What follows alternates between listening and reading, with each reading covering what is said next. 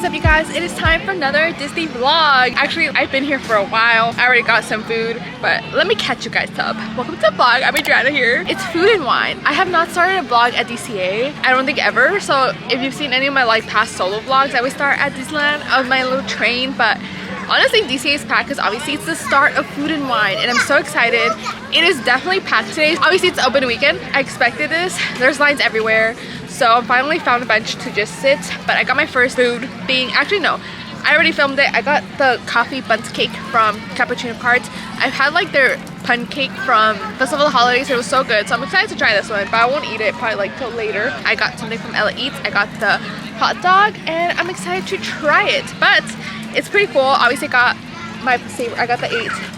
If you have Magic Key, you can only get the 8 one for discount. There is a 4 one if you want a 4 one, but they also gave everyone these little plates, which is super cute. I didn't know they were gonna give that out, but if you're Magic Key, you get that. Obviously, the lanyard has Magic Key. The 4 tasting cart is like around 40 bucks. The 8 one with Magic Key is like around 50 something, and then if you don't have Magic Key, it's like I think 60. I'll include the prices. So far so good. I just got a coffee. It's not included. There's actually a coffee included, but we'll see. Obviously not everything is included for like a tasting card, so you do have to make sure, even if it's in a booth, some of the items aren't part of, you know, using this. So definitely make sure to check that out, because there's some stuff that like I wanted to try that aren't included, and that kind of sucked, but it's fine. There are stuff that look good that are included, so it's all fine. I'm really hungry. It's honestly like past noon now. Like I said, it's really busy, but again, I expected it. I came with a calm patience mentality, so I'm gonna eat and it's gonna be a good day. Yay!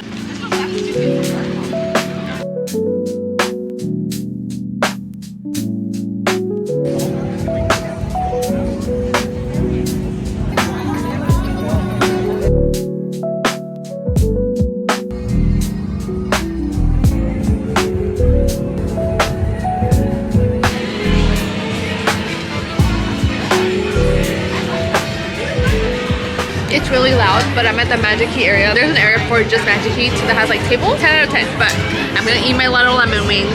It's actually really good. I already took a bite. Also, this is very low. I don't know why I don't just move my camera. Okay, lemon garlic wings, amazing. 10 out of 10.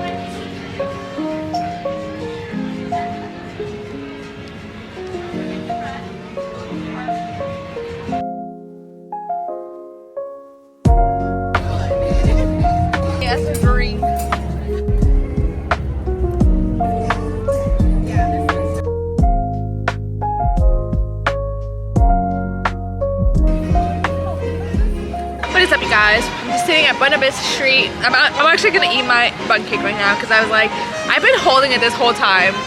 I was like, might as well eat it. But I just found out that technically these little ears, it's a plate obviously, but these ears hold your drink. This whole time, I had no idea until I saw someone do it. I think that's gonna be it for my pickings today. I still have like a tab left, but I'll come back at a different time to use it up. A lot of the booths look long. The lines do look long, but I will say they are moving very, very quick in all of the booths that I've been at. So if you do come in and it looks long, don't think that it's gonna take you a long time. All of the lines have been moving very quick regardless. Even the one to get the tasting card, that was also like a long line, but it moved pretty quick. 10 out of 10, good job Disney for, you know, making it work, and efficiency, I guess. Also, if you guys don't know, they do have classes during food and wine, because it's not just like the food, it's like a cultural experience. So they do have classes, so I'll link the link down below, because they have like mixology classes. They had a chocolate and wine one, but that one I think sold out, because when I checked there was like no things, like times available. But yeah, they have a lot of classes. I'm actually excited because in April, because this runs to April, almost the end of April 21st, but they do have a mixology class for Uga's Cantina in April, which I think is super neat, because obviously it's like Uga's Cantina, you know, you want to learn what they make. Obviously there's like a lot of performances, like the performance where like Pixar Pier is, it's more like food based, which fun. They have like little like dance for like other like artisan little crafts and stuff, so I think that's pretty cool. Now I'm gonna eat my bun cake because I've been holding it this whole time and I'm getting hungry. It's all, the weather's weird today. Yay! What is up, you guys? It is time to wrap up the vlog. As you see, I'm back home, so I just want to talk about some things. That's something so serious. Honestly, I just want to wrap up my thoughts. If I were to rank everything I ate today, I think the lemon pepper wings were probably my favorite. Those were so good. I feel like I didn't really record myself a lot eating as like in past vlogs if you guys have seen other vlogs. It's just because it was so packed. They do have more tables out and about, like those tall tables, but again, everything was taken, so I was literally sitting on like actual benches because that's like the only open seating. Again, don't let that deter you, because honestly, Disney is always going to be busy. It is what it is. So don't let that deter you. Be like, oh my gosh, it's busy. You'll be fine. It's just finding where to sit, I think, and eat. Obviously for me, it's because I also wanted to film it, so that was a little difficult, but honestly, if you're not filming, you'll be fine anywhere. Like, don't worry. Also, a pro tip that I heard other people talk about is that if you are going to the parks, make sure to also check the convention center, the Anaheim Convention Center calendar, and see if there's any events going on. Usually it won't affect much, but there are some bigger conventions that will affect the parks. There is one in March, which is like a products convention, but that one, literally, even hotels around not just Anaheim, like Orange County, are like booked up because that's a very big convention. This isn't related specifically to Food and Wine, but just in general, whenever you're planning a trip, make sure to check out the calendar because that will let you kind of gauge what the crowd is like. But like I said, I knew today was going to be busy because it's the first weekend. Obviously today was like the first Saturday, so I was like, I know it's going to be busy. And honestly, it like helped because I was like, you know, if I wait in line, at least my food from the previous booth will digest. However, something that I learned is that you can actually order from any booth regardless of what booth you're in. So like, let's say you are waiting at one booth and you know that you're gonna want something from like another one, you can actually place your whole order there. So for example, LA Eats, which isn't LA Eats, I feel like I'm always saying it wrong, the LA booth, you can order something from a different booth there. So they'll give you a long receipt and have all the items that you're getting, and basically when you go pick up your food, they'll just highlight whatever item you're picking up there. So you do have to hold on to your receipt like the whole time. I do say that's such a lifesaver. I didn't do that today, but I'll probably do that in the future. Honestly, I only have one tab left, but for you guys, if you guys want to try that out, that actually helps because you can just place one order for different booths at once instead of having to wait every single time to place your order, wait, all that stuff. Because there is two lines. There's a line to pay, there's a line to pick up. So that's actually very helpful if you want to do that. Also, someone did ask a cast member this. There's also no time frame of when you can pick up an item. Obviously, you have to pick it up before the booths close, which I know today was like 9 p.m. But like, let's say you do like place an order and you're like, oh no, I'm not hungry right now, or I'm gonna go on a ride. You can actually go pick it up anytime. Like, it's not like a time ticket. Because again, you have to wait at the pickup line, give them your receipt, they'll see what you're ordering, and then like get that item for you, so you can go anytime. So I thought it was really interesting.